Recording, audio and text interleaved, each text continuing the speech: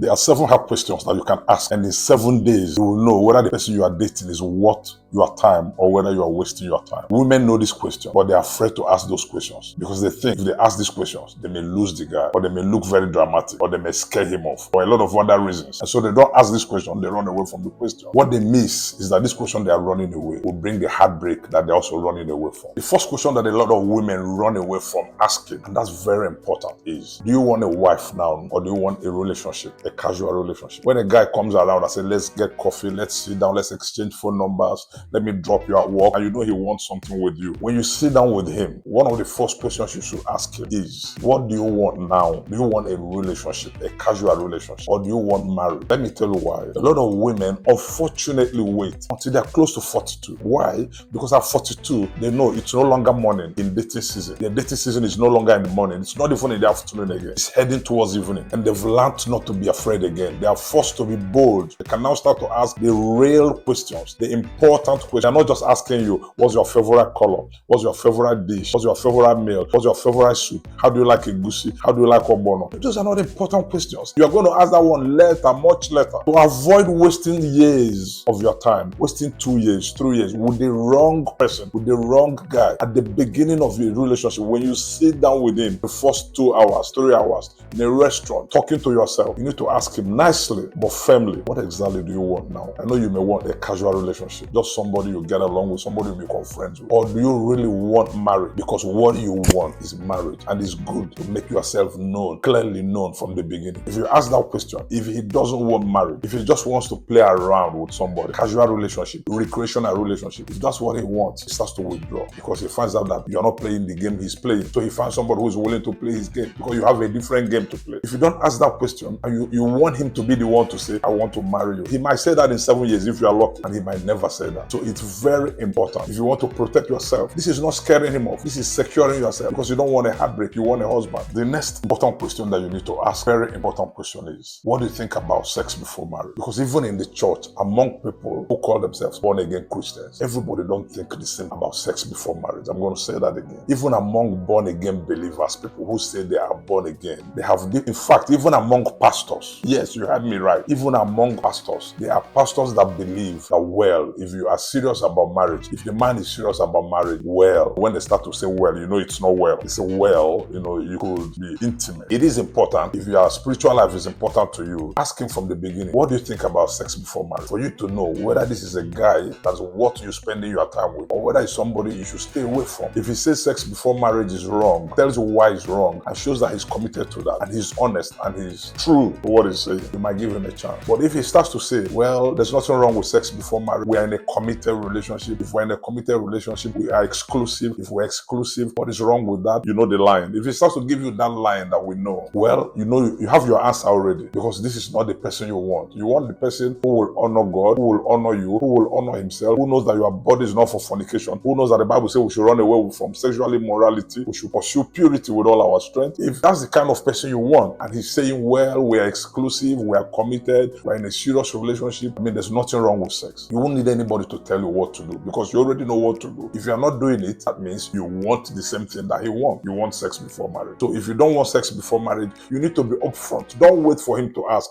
Don't wait for him to start touching you, start inviting you, maybe pulling you to his bed, or pulling you to his room, or pulling you inside his car before you start to say, what do you think about sex before marriage? No, you need to be upfront about this, and it saves you a lot of time. Another very important question that you have to ask early, emphasis on early, you have to ask it early, is, when do you see yourself getting married, and why? Somebody will ask me, why is this question necessary? The reason why it's necessary is because both of you have different biological clocks. I'll say that again. You are a woman, let's say you are 20, or you are 22, or you're 24, 25, whatever your age. Let's say he's a man, maybe he's 2 years, 3 years, 5 years older than you. In 5 years' time, you'll probably be 35, and you will be close to 30 yourself. It is important, now that you know he wants to get married, now that you know he's a Christian, he knows that sex before marriage is not part of the game, you know that, you have agreed that. The next thing that you must ask is, when do you want to get married? When do you see yourself getting married, and why? Because if he says he wants to get married in 5 years, you need to ask yourself, am I willing to wait 5 years? If he says, I want to get 2 degrees before I get married, I want to buy a car, I want to save money, I want to build a house or start building a house, and this will take him 5 or 6 years, sometimes more years, or maybe he has a lot of other things he wants to do. Some people even say, I want to travel abroad before I get married. I mean, he wants to travel abroad, stay abroad, come back to Nigeria and get married to you. This could take more than the 5 years he thought. So the question problem is our timing are not aligned. Your timing is that you want to get married in 18 months or 2 years max. That's your timing. That's what you prefer. This guy is willing to wait 5 years or even 6 years or 7 years. If you don't ask these questions up front, you could just be getting along with him. Of course, he will not bring up this question. He's not going to ask you, when do you see yourself getting married? When do you want to get married? Do you want to get married in 18 months or in 2 years? He most likely will not bring up this. So you're just following him like a sheep, and he's not a good shepherd. He will not manage you well. You're just following him, and 5 years goes, and 6 years goes, and 7 years goes. And one day, he will not even get married to you late, as you are afraid. He will disappear. And when you start to cry that he has disappeared, he gets married to somebody else in 6 months. So you need to take care of yourself. You need to ask him this question. Don't be afraid to ask. It's your life, and your life is very important. You need to ask him this question and ask him early. When do you see yourself getting married? You can explain your own why. As a woman, infertility is not infinite. Infertility is something that has a timing. You have to bother about infertility. You have to bother about your fertility clock. You have to bother about your age, a lot of other things. You don't want to be single for 5 years again, unless there's no other person who is suitable. So if he wants to be single for another 5 years or 6 years or 7 years, you have to be willing to say, no, this won't work. So you look for other people who are suitable and who are willing to get married 2 years or less. The next important thing you need to ask him from the beginning is, what does commitment mean to you? Commitment, what does it mean to you? Because commitment is a word that means different things. When people hear commitment, different things go to their mind. What comes to my mind when I hear commitment? Probably different from what comes to your mind. To some people, commitment means he calls me every morning. He wakes me up in the morning with a call. He sends me a text message every minute. He buys me birthday gifts, buys me a gift from time to time, visits you and all that. That's commitment to some people. Incidentally, that's not commitment.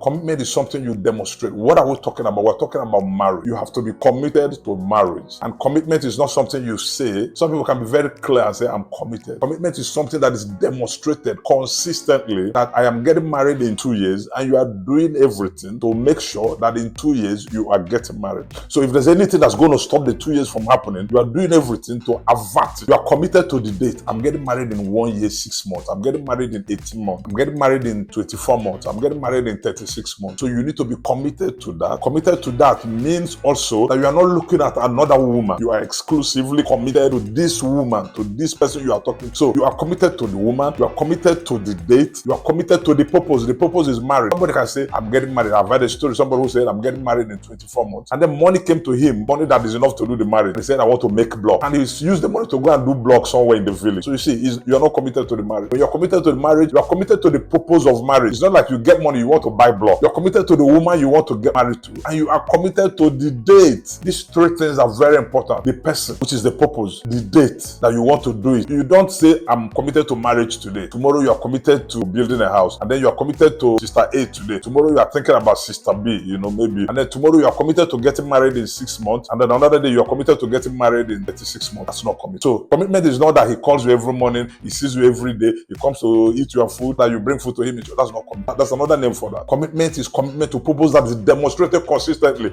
If it's not there, it's not there. It is also very important to ask early in a relationship. When you sit down with the man you are dating, it's important to ask him, what are your non-negotiable deal breakers in a relationship? In a relationship that is going towards marriage, what are the no-nos? This is final. This breaks the deal. This breaks the dating. If this happens, no deal. If this happens, nothing happens again. It is very important. And it's a two-way traffic. You are telling them your own non-negotiable deal breakers, and he is also telling you, so that everybody knows where their boundaries begin and where their boundaries end. Because it's very important to establish boundaries. Put a fence around the boundaries, because the boundaries are your guardrails. They protect you. Somebody says something like addiction. If there's addiction, it's a no-go area. The relationship ends if there's addiction. If there's cheating, they talk about cheating as if it's something that happens only when people get married. There's a lot of cheating also, when you're exclusive, maybe you are engaged, you are planning to get married, and you notice that the person is sleeping with another person, or emotionally involved with another person, or maybe he's stealing, or maybe lying, like I've said, drugs, addiction, any type of addiction, or maybe violence. A girl was telling a story about how the person that is planning to get married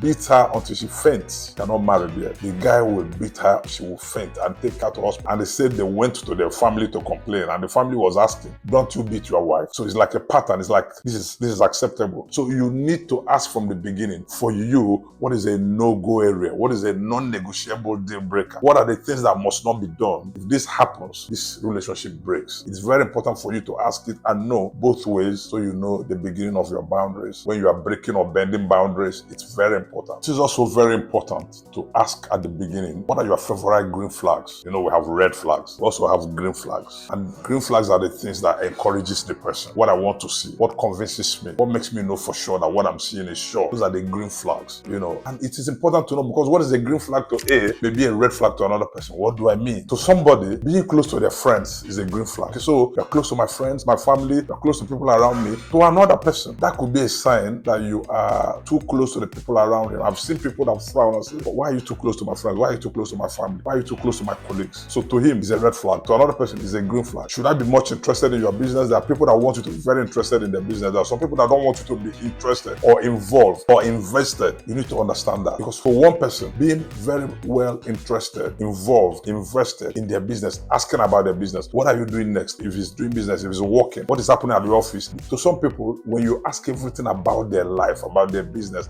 about their finances, it's an encouragement. To some people, it's a red flag, because they're like, why are you asking everything about my business? Are you interested in my money? He may not say that to you. Why are you asking everything about my salary, about my promotion, about my orga, about my this, about my that? Why are you interested in all that? So for one person, doing that is a good sign. For another person, doing that is a red flag. So you need to know, what are your favorite green flags? What are the things you like? What are the things you don't like? Because if you find out that what you call good is what he calls bad, you might be knowing from the beginning that you don't match. You're not a good match. It is very important. Being close to his siblings, being close to his friends, knowing about his work, asking about his work, his spiritual life. There are some people that want you to mind your business. Just whatever I tell you, that's what you should know. And sometimes they don't mean evil, but that's how they are. They want a lot of space, you know, and you want to be involved in their space. So you need to know that. So that from the beginning you will know, I can't live, I can't deal with this kind of person. So you end it early and not waste years. The seventh point you must ask is, if this is not going to the altar, should we go on? If we know for sure this will not end at the altar, should we end it or should we just continue? Why is this important? A lot of women, and I always say women, because by the end of the game, women lose more for one particular reason. Their timing is different from the timing of men. At 40, a man can still be happily planning to get married. He's still happy. I'm going to get married in 2 years. He's already 40. If a woman is 40, she's no longer happy saying, I'm going to get married in 2 years. You see, your timing is basically not the same. So the moment you find out that this is not going to the altar, and that's where you want to go. If this is not going to the altar, should we go on? Should you continue going to see him, whether you are seeing him in church or in a restaurant or in his house or in your house or anywhere? The moment you know for sure this is not going to the altar, this is not going where it's supposed to go to, this is not going to end at the altar, should we end it, or should you allow him to be seeing you, or should you allow yourself to be seeing him? You need to agree this from the beginning, and it's in your best interest. And I'm talking to the woman. It's in the woman's best interest that you agree from the beginning. Dating is for marriage. If you're a Christian, there's no other reason to date. If you are dating for any other reason, dating is a dead end. Dating is supposed to be only for marriage. And if it's not going towards marriage, where is it going to? If it's not running towards marriage, what are we running it? We shouldn't run it again. So you need to agree this from the beginning. I say, number one is put in place, agreed. We're aligned on the first point, we're aligned on the second point, we're aligned on the third, aligned on the fourth, aligned on the fifth, aligned on the sixth. However, if everything that we're doing is not moving us towards marriage, towards the altar, towards being joined together as husband and wife, do we have any other reason to continue to see ourselves? The answer is no. So you agree this from the beginning. If you're not moving towards the altar, we end it. If this message spoke to your heart, please share with somebody else that this message will minister to. If you're a returning viewer, we thank you for your support. If you are new to this channel, my name is Forward, JP Forward. And before you go, I want you to also see our 7 questions to ask on a first date. See you in the next video.